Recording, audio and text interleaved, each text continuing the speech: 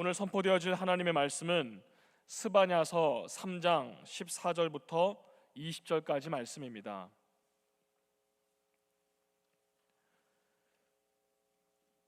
구약 1309면에 있습니다.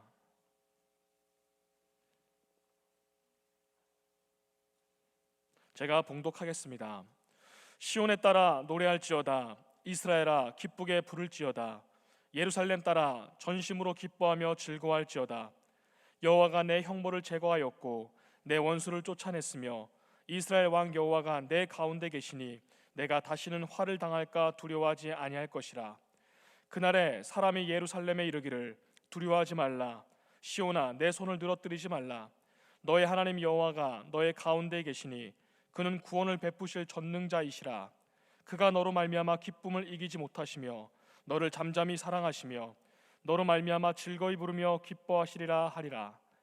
내가 절기로 말미암아 근심하는 자들을 모으리니 그들은 내게 속한 자라.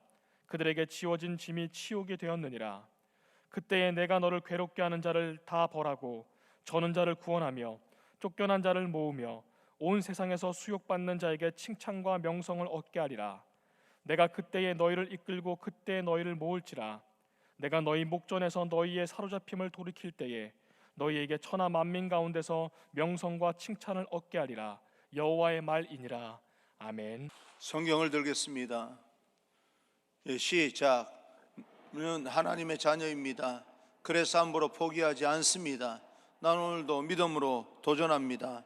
할렐루야.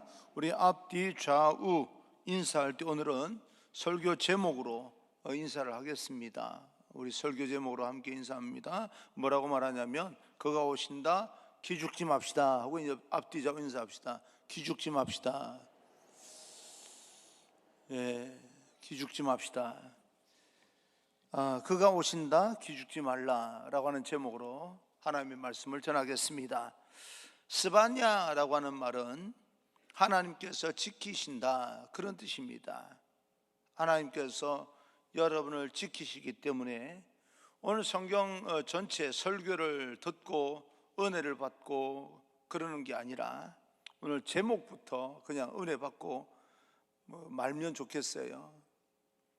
말면 좋겠다는 말은 아니고, 그리고 또 하나님의 말씀을 들었으면 좋겠습니다. 하나님께서 분명히 여러분과 함께 하시고 예수님께서 다시 우리 가운데 오십니다. 그러니 여러분 함부로 기죽지 마십시오. 코로나 팬데믹이든 거대한 사업의 장애물이든 인간관계로 어그러졌던 어떤 일이든 기죽지 마시고 다시 한번 도전해 나가시는 귀한 여러분 되기를 주님 이름으로 축복합니다. 왜냐하면 하나님께서 지키신다라고 하는 이름을 가진 스바냐가 우리에게 또 오늘 말씀해 주기 때문에 그렇습니다. 이 스바냐라고 하는 사람은 주전 640년경에 요시야 왕 때 활동했던 선지자였는데, 당시 이스라엘은 남과 북이 나뉘어져 있었습니다.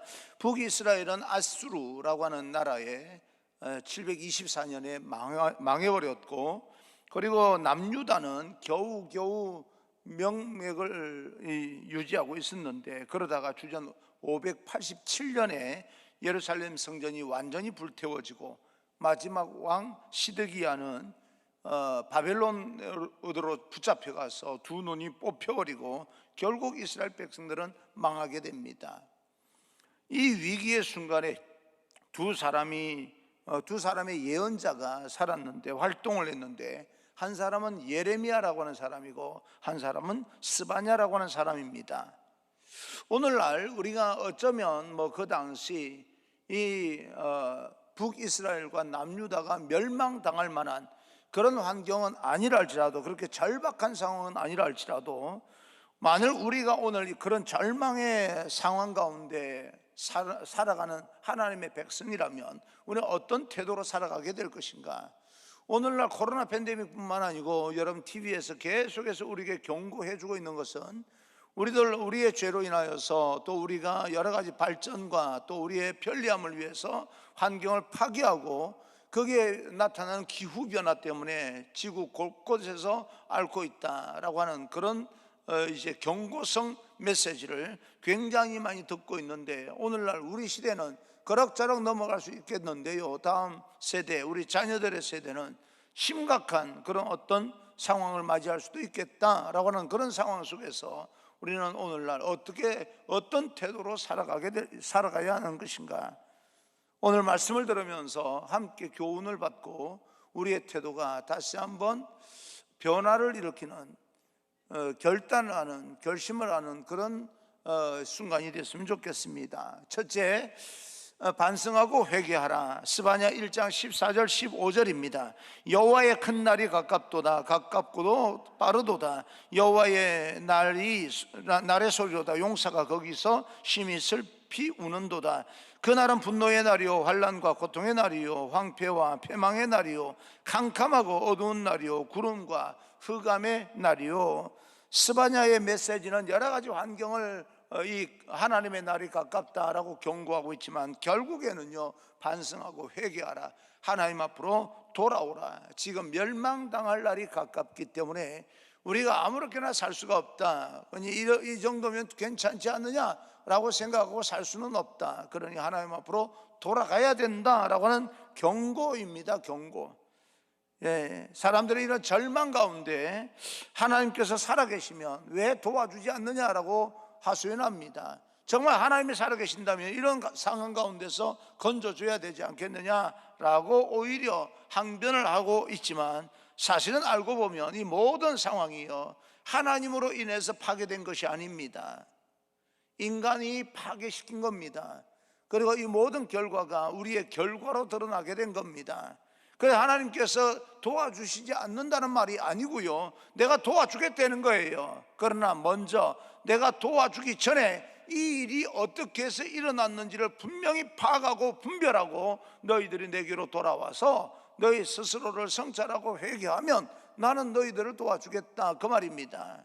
전혀 회개하지도 아니하고 이 일이 왜 이렇게 일어났는지 분석하려고 생각도 하지 아니하고 결단하지도 아니하고 상황만 어려운데 어려운 상황만 도와줘야 된다고 하소연하는 인간들의 그 어떤 이기적인 마음을 보면서, 아니다, 너희들이 내게로 돌아와라. 그리고 너희들이 왜 이렇게 됐는지 살펴서 그것을 다시 한번 분석해서 너희들의 잘못을 인정해라. 그러면 내가 도와주겠다, 그 말씀입니다. 스바냐 1장 17절을 보게 되면, 내가 사람들에게 고난을 내려 맹인같이 행하게 하리니 이는 그들이 나 여호와께 범죄하였음이라. 그들이 나 여호와께 범죄하였다. 그 범죄가 죄로 말미암아 이 땅의 환경이 파괴되어지고 고통이 다가오게 된 겁니다. 결국은 알고 보면 코로나 팬데믹이라고 하는 것도 어쩌면 우리들의 이기적인 그런 어떤 여러 가지 삶의 태도와 삶의 습관 때문에 이것이 진정되지 못하고 계속해서 확장되고 있는 것 아닌가라고 하는 것 생각을 해봅니다. 조심하자는 거지요. 조심해야 될 거 아니겠습니까? 정직하자는 겁니다. 정직해야 됩니다. 그런데도 불구하고 순간의 위기를 모면하기 위해서 우리는 또 완화된 어떤 코로나 방역 수칙을 누리느라고 또 이렇게 확장되는 것 아닌가? 그러면 이 모든 부분이 알고 보면 왜 이 코로나 팬데믹이 왔느냐라고 하는 원인보다 우리가 이것을 해결하기 위해서 지금 어떤 태도로 살아가야 될 것인가? 원인을 찾는 것도 중요하지만 이것을 어떻게 극복할 것인가, 우리의 생활 습관도 대단히 중요하다라고 하는 이야기입니다. 그래서 하나님은 예레미야를 통하여서 하나님 백성들에게 돌아오라라고 회개를 촉구했습니다. 그러나 그들은 듣지 않았어요. 예레미야뿐만 아니고 그 이전부터 북이스라엘이 멸망하기 전부터 호세아를 통하여서 너희는 내게로 돌아오라, 돌아오면 너희들을 내가 사랑해 주겠다, 내가 너희를 도와주겠다, 너희를 축복해 주겠다 라고 말하는데도 불구하고 그들은 그 호세아의 예언의 경고의 말씀을 무시해버리고 하나님을 믿지 않냐고 세상의 권력에 빌붙어서 뭔가 해결 방법을 찾으려고 하다가 자기들이 의지했던 아수르에 의해서 비참하게 멸망당합니다. 그리고 나서 예레미야가 보지 않았느냐, 그러니 우리 하나님께로 돌아가야 된다라고 말을 하니까 듣지 않을 뿐만 아니라 그 소리가 듣기 싫어서 감옥에 가둬버립니다. 입을 막아버려요. 그래서 하나님은 이번에는 스바냐를 보내면서 내가 끝까지 너희를 도와줄 거다, 내가 너희들을 사랑할 거다 라고 하는 메시지를 던져줍니다. 그래서 여호와의 날이 가까웠다, 지금 굉장히 바쁘다, 시간이 없다 라고 말하면서 하나님께로 돌아와야 된다는 경고의 메시지를 스바냐를 통하여 전해주게 되는 거지요. 스바냐 2장 1절 2절입니다. 수치를 모르는 백성아 모일지어다 모일지어다. 명령이 시행되어 날이 겨같이 지나가기 전, 여호와의 진노가 너희에게 내리기 전, 여호와의 분노의 날이 너희에게 이르기 전에 그리할지어다. 다 상황이 벌어지고 나서 왜 하나님께서 도와주지 않았느냐, 하나님께서 여기서 막아주지 않았느냐라고 말하지 말고, 그런 상황들이 일어나기 전에 너희들이 먼저 예방을 하여라, 나에게로 돌아와라 라고 말씀하고 있는 것입니다. 이스라엘 백성들이 지은 죄는요, 우상 숭배입니다. 어떤 사람이라 할 것 없이 모두가 죄를 지었습니다. 스바냐 1장을 보게 되면 죄를 지은 사람들의 목록이 구체적으로 나오고 있는데, 첫 번째는 1장 8절에 방백들과 왕자들, 즉 왕조들이 나옵니다. 이들은 지도자, 오늘날로 말하면 지도자들입니다. 특권층들이에요. 이들은 특권을 이용하여서 백성을 착취합니다. 또 지도자로서 모범을 보이지를 못합니다. 그래서 두 번째 9절에 권력자들에게 빌붙어서 악을 행하는 사람들입니다. 이들은 힘 있는 자들에게 빌붙어서 악을 행하고 자기들이 여러 가지 악행을 하면서 자기 이익을 취하는 사람들, 사욕을 취하는 사람들입니다. 세 번째 나오는 사람들은 11절에 막데스 거민과 가나안 백성들입니다. 이들은 이방 민족으로 바알 종교를 이스라엘에 가져와 신앙을 오염시켜버리고 정신적으로 영적으로 타락시켜버리면서 돈만 아는 장사 상도덕을 타락시킨 사람들입니다. 그리고 네 번째는 12절 13절에 나오는 일반 백성들이에요. 이들은 지도자들을 잘못됐다고 비판을 하면서 자기들도 비판하면 비판하는 만큼 여러분 좀 더 나도 바르게 살아야 되겠다, 앞으로 좋은 세상을 만들기 위해서 우리 자녀들은 잘 키워야 되겠다라고 생각을 해야 되는데도 불구하고 비판을 하면서도 똑같이 살아가는 거예요. 그들보다 더한 그런 마음으로 살아가는 겁니다. 나타나는 현상만 비판했지 자기들은 고치려고 생각도 하지 않습니다. 그걸 반면 교사 삼으려고 하지도 않습니다. 스바냐가 언급한 네 종류의 사람들은 인간이 보여주는 죄의 다양성을 각 신분별로 각자 위치한 그런 어떤 삶의 자리별로 나타내고 있는 것입니다. 결코 하나님 앞에 죄가 없는 사람은 단 한 사람도 없다라고 하는 것을 말하고 있는 겁니다. 특권층은 특권층대로 특권을 이용하여서 백성들을 착취하고, 거기에 빌붙어 있는 사람들은 권력에 기생하여서 악한 짓을 일삼고, 이방인들은 종교적인 범죄, 상인들은 물질적인 범죄를 하면서 일반 백성들은 말씀을 대로 살지 아니하고, 그래도 미래의 소망을 바라보면서 고치려고 생각하지도 아니하고 비판만 하면서 비평만 하면서 원망하고 불평만 하면서 전혀 고치려고 하지 않고 더하게 살아가는 사람들, 이런 사람들이 그런 사람들의 죄로 인하여서 세상은 더 악해지고 피폐해지고 황폐해지고 환경은 파괴되어지고, 그리고 세상은 더 힘들어지고 어려워지면서 모든 것이 우리가 정말 불평과 원망을 쏟아야 될 만한 그런 환경이 만들어졌다 그 말입니다. 그러니 이런 상황 속에서 어떤 사람 말합니다. 하나님께서 도와줘야 되지 않느냐고 이야기합니다. 하나님께서 도와주지 않겠다는 말이 아닙니다. 도와주겠다는 겁니다. 그럼 뭐해라는 소리예요? 이 모든 상황을 파악하고 다시 내 존재를 인정하고 돌아오라는 거예요. 우리는 보통 하지 말라라고 하는 것을 죄라고 생각을 합니다. 살인하지 말라, 살인합니다, 죄를 지은 거지요. 음행하지 말라, 음행한 것이 죄입니다. 그리고 또 여러 가지 우리가 하지 말라고 한 것을 죄라고 생각을 하는데, 그러나 우리가 하지 말라고 한 것을 한 죄도 있지만, 그러나 해야 될 일을 하지 않은 죄도 있습니다. 사랑해야 되는데 바쁘다고 핑계를 대면서 사랑하지 못한 죄, 고통당하는 사람에게 좀 더 다가가서 따뜻한 손으로 만져줘야 되는데 바쁘다는 핑계로 다가가지 못한 죄, 지금 하면 될 것을 나중에 다음에 하겠다고 미룬 죄도 있습니다. 하지 말아야 할 것을 한 죄도 많은데 해야 되는데도 불구하고 하지 못했던 죄까지 보태지면 얼마나 많겠어요. 그래서 마틴 루터라고 하는 사람은 자기 죄를 발견하고 하나님 앞에 이렇게 고백합니다. 보소서, 주님, 저에게는 선한 것이 하나도 없습니다. 아기 예수를 기다리는 이 대강절을 맞이하여서 우리는 주님 앞에서 좀 더 겸손하게 우리 자신을 반성하고 회개하고, 또 우리 주변에 있는 모든 환경을 돌아보면서 좀 긴장하고 우리가 고쳐나갈 것을 고쳐나가며 하나님께 돌아가는 그런 어떤 몸부림이 있어야 됩니다. 스바냐 선지자는 지금 그 말씀을 우리에게 전하고 있는 것입니다. 그런데 그래서 우리는 희망이 없는 것이 아니라, 둘째, 주님이 다시 오심이 우리에게 희망입니다. 주님이 다시 오십니다. 그가 오십니다. 그래서 뭐 해야 됩니까? 함부로 기죽지 아니하고 세상을 도전하며 극복해 나가야 되는 것입니다. 스바냐 2장 3절을 보게 되면, 여호와의 규례를 지키는 세상의 모든 겸손한 자들아, 너희는 여호와를 찾으며 공의와 겸손을 구하라. 너희가 혹시 여호와의 분노의 날에 숨김을 얻으리라.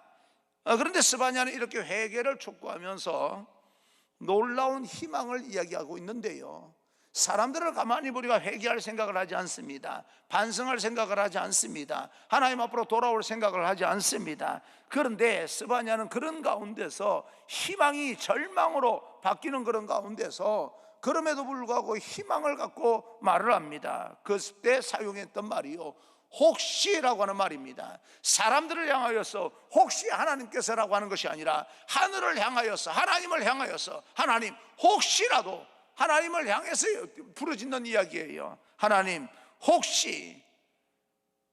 이 혹시라고 하는 단어 속에 숨어 있는 것이 하나님의 긍휼이요, 하나님의 자비입니다. 세상은 이렇게 하나님 앞으로 돌아올 생각을 하지 않습니다. 그러나 하나님이요, 혹시 하나님께서 마음을 먹으셔서 이제는 하나님 앞에 하소연 나는 겁니다.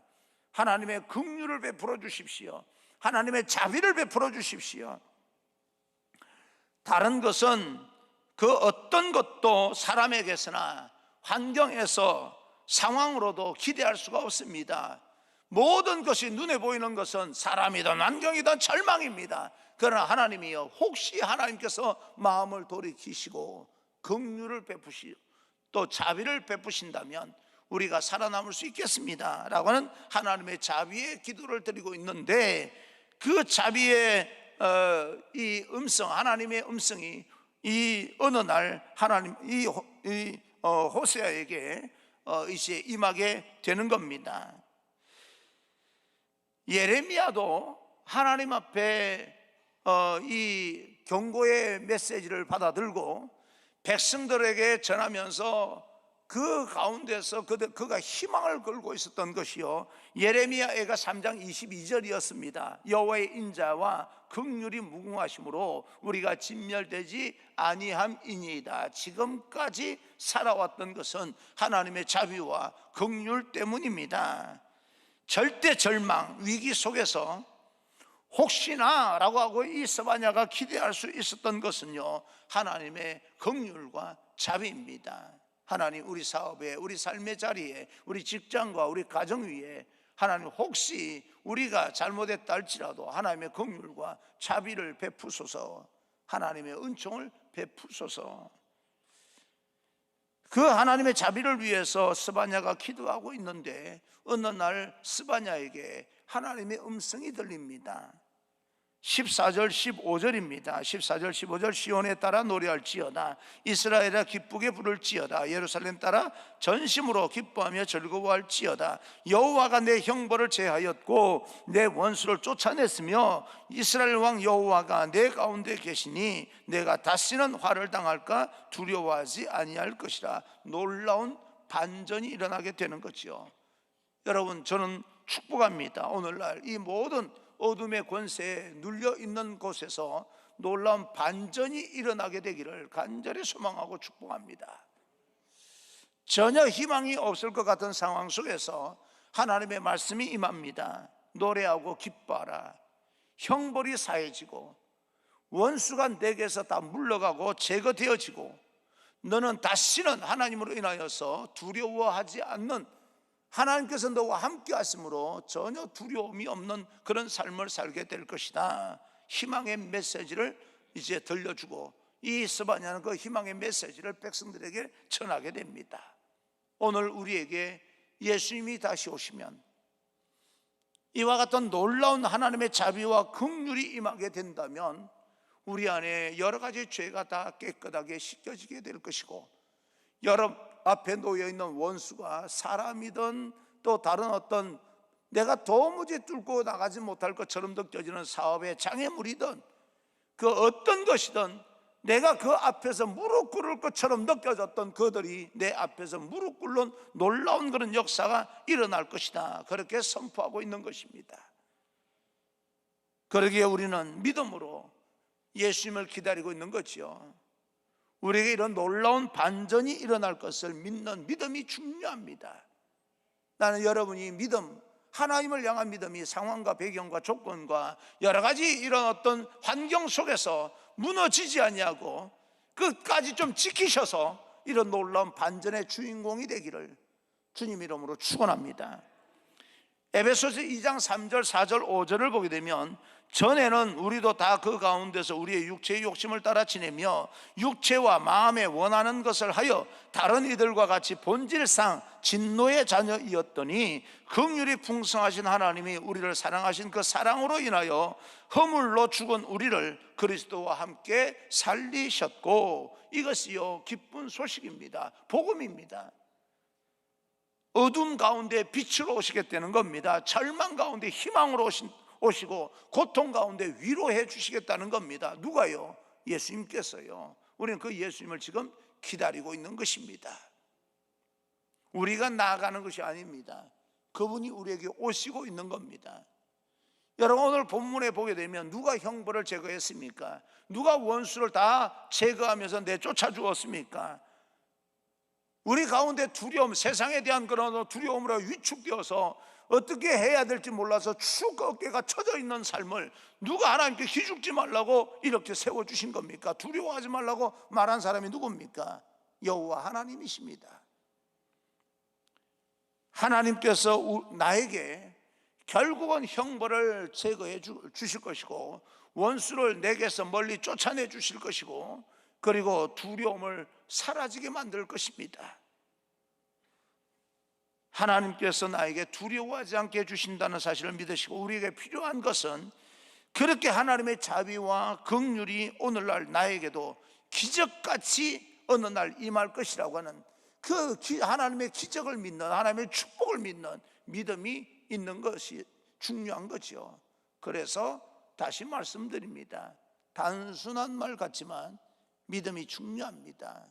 함부로 어줍지 않은 그런 지식과 지혜와 총명과 어줍지 않은 세상의 경험으로 하나님을 함부로 평가하면 안 됩니다.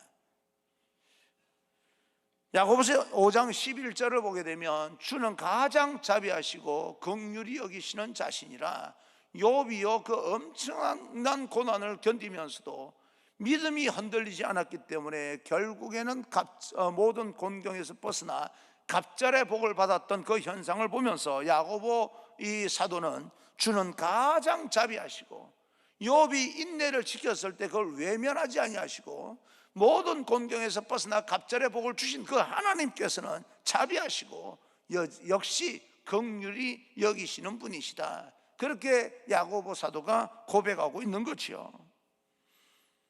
하나님은 오늘날 우리의 고통과 힘듦과 슬픔과 탄식을 외면하지 않습니다. 여러분 남몰래 흘리는 눈물이 있지 않습니까? 하나님은 절대 그 눈물을 소홀히 여기지 않습니다. 믿음으로 인내하십시오. 결국에는 욥이 받았던 모든 공경에서 벗어나 갑절의 하늘의 복이 여러분에게도 임하게 될 것입니다. 예수님은 우리에게 그런 하늘의 복을 주시기 위해서 이 땅으로 다시 오시는 겁니다. 우리가 힘들기 때문에 해결해 달라고 하나님 앞에 찾아 나서서는 것이 아니라 내가 하나님 앞에 기도를 드려서 하나님께 그 기도를 들으시고 응답해 주셔서 내려오시는 뿐만 아니라 사실은 그런 것이 없다 할지라도 알고 보면 예수님께서 하나님께서 우리를 위해서 안타까우셔서 그냥 이 땅에 내려오고 계시는 거죠. 우리 앞으로 다가오고 있는 겁니다. 내가 찾아 나가는 게 아닙니다. 여러분, 우리의 그 지식이 어떤 정도의 지식인지 모르겠지만 그 종교에 생명이 있다 없다 이걸 다 떠나서 다른 종교를 한번 비교해 보십시오. 기독교와 모든 종교, 단 한 종교도 빠짐없이 모두가 자기 신을 찾아 나가는 그런 종교입니다. 수행을 하고 고행을 하고 자기가 착한 일을 하고 선한 일을 하고 이 땅에서 자기가 행한 대로 그 신이 갚아줄 거라고 생각해서 온갖 몸부림을 치면서 신을 찾아가는, 위로 올라가는 종교입니다.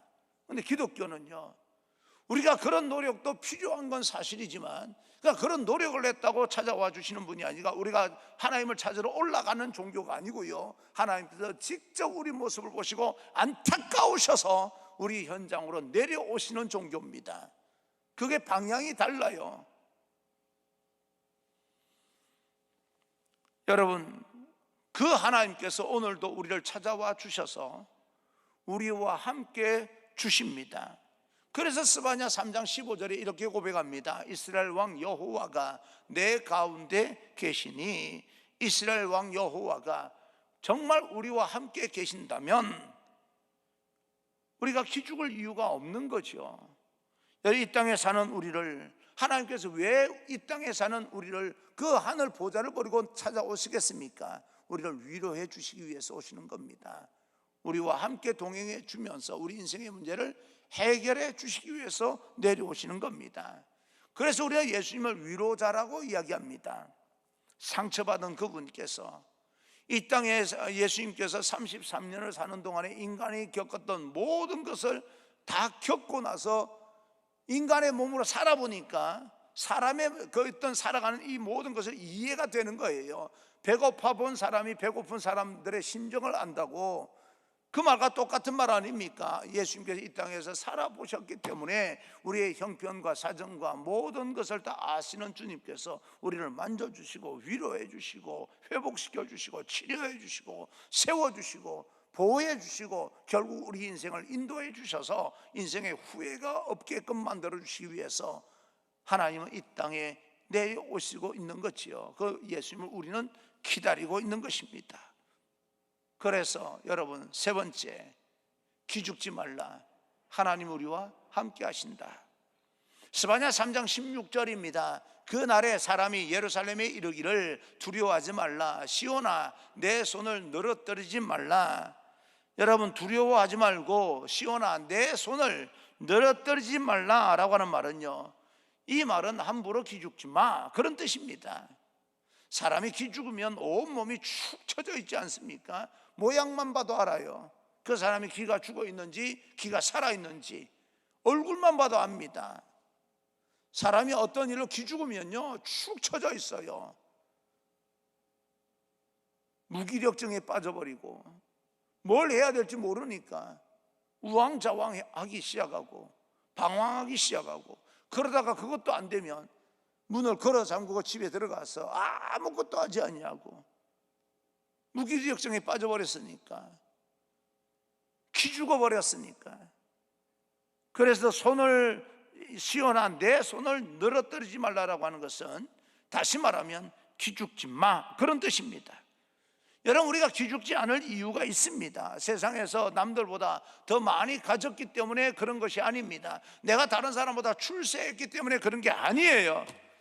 하나님께서 하늘에 홀로 계시지 아니하고 나를 위해서 하늘 보좌를 버리고 이 땅에 나를 위해서 내려오시고 계시기 때문에 그분이 분명히 어느 날 그 순간에 가장 내가 필요한 그때에, 하나님의 때에 나를 도와주시고 내 손을 붙들어서 이렇게 세워주실 것이기 때문에 나는 지금 힘들고 어려워도 함부로 기죽지 않는 거예요.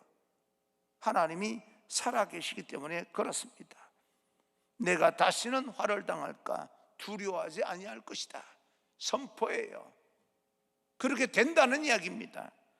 될 것이다라고 하는 것이 아니라 너는 반드시 그렇게 된다는 거예요. 다시는 두려워할 일이 생기지 않을 거야. 그래서 뭐예요? 함부로 기죽지 마. 나는 여러분 오늘 설교 중에 내용은 여러분이 다 기억을 혹시 못하더라도 기죽지 마, 이 단어만이라도 새겨갔으면 좋겠습니다. 하나님이 나와 함께 하신다? 나는 기죽을 필요가 없어. 그렇다고 교만하라는 이야기는 아니지 않습니까? 기죽지 말라고 하는 말과 교만하라는 말은 구분할 줄 알아야 되는 거죠. 우리가 왜 기죽지 말아야 됩니까? 너희 하나님 여호와가 너희 가운데 계신다. 너희가 하나님의 성전인 것과 하나님의 영이 너희 안에 계신다라고 하는 이 말씀을 우리가 믿는다면 하나님의 영이 이미 우리 안에 들어와 계십니다. 그래서 우리는 함부로 기죽을 사람들이 아니에요. 우리 하나님의 자녀들입니다. 여러분 안에 하나님의 영이 들어와 계세요. 그러니까 우리는 기죽을 사람들이 되면 안 되는 거죠. 그래서 17절에 이렇게 말합니다. 그가 너로 말미암아 기쁨을 이기지 못하시며 너를 잠잠히 사랑하시며 너로 말미암아 즐거이 부르며 기뻐하시리라 하리라. 우리가 하나님을 기쁘게 한다는 것이 아니고요, 하나님께서 우리를 보시면서 기쁨을, 우리로 인하여서 기쁨을 이기지 못한다, 그렇게 말씀하고 있는 겁니다. 잠잠히 사랑한다라고 하는 말은요, 그냥 조용히 표시나지 아니하게 사랑한다는 말이 아니고요, 변함없이 어떤 상황 가운데서든 쉬지 아니하고 끝까지 사랑한다, 그런 뜻입니다. 변함없이 쉬지 않고 끝까지요. 이게 오늘 이 성경에 나오는 잠잠이라고 하는 단어의 뜻입니다. 이런 하나님의 사랑을 믿는다면 우리는 기죽어서 팔을 늘어뜨릴 필요가 없습니다. 영원히 우리와 함께 하시는 그 하나님과 함께 다시 한번 어깨를 펴고 우리는 당당하게 세상을 향해 도전해 나가야 되는 거죠. 조심해야 될 것은 조심해야 되고 긴장해야 될 것은 긴장해야 되지만 그렇다고 기죽지는 마십시오. 성탄절은 그런 우리에게 직접 하늘 보좌를 버리고 육신의 몸을 입고 이 땅에 오시는 하나님을 기다리는, 태어난 날이 성탄절이고 기다리는 그 절기가 대강절이기 때문에 우리는 그 하나님 아기 예수님과 함께 세상을 담대하게 돌파해 나갈 수 있기 때문에 이 대강절이 우리에겐 굉장히 의미 있는 그런 절기일 수밖에 없습니다. 여러분, 우리는 예수님을 기다리고 계시지만 그러나 여러분, 우리 안에 이미 예수님이 들어와 계십니다. 함부로 팔을 늘어뜨리지 마시고 기죽지 마시고 오늘도 하나님과 함께 담대하게 세상을 돌파해 나갈 수 있는 하나님의 거룩한 백성이 되기를 주님 이름으로 축원합니다.